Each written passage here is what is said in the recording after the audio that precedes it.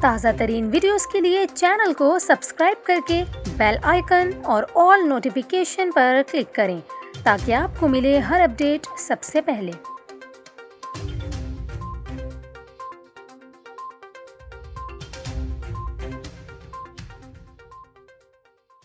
السلام علیکم، نیوز 24/7 اردو میں خوش آمدید۔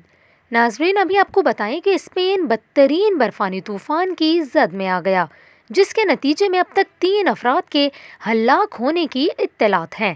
اسپین کا دارالحکومت میڈرڈ کئی دہائیوں کے بدترین برفانی طوفان کی زد میں آ گیا۔ شمالی اسپین کے علاقے میں درجہ حرارت ریکارڈ سطح -35 ڈگری تک گر گیا ہے۔ سمندری طوفان کے ساتھ برف باری اور تیز ہواؤں نے درخت گرا دیے ہیں۔ کئی انچ برف پڑنے سے ہزاروں گاڑیاں راستوں میں پھنس گئی ہیں۔ شہر کی ٹرین سروس معطل کر دی گئی ہے۔ میڈرڈ ایئرپورٹ بھی برف سے ڈھک گیا ہے۔ پروازیں منسوخ کر کے ایئرپورٹ بھی بند کر دیا گیا ہے۔ شدید برف باری کے باعث حکام نے لوگوں کو گھروں میں رہنے کی ہدایت کر دی ہے۔ متاثرہ علاقوں میں برف ہٹانے اور شاہراہوں پر پھنسی ہوئی گاڑیاں نکالنے کا کام اور امدادی کارروائیاں جاری ہیں۔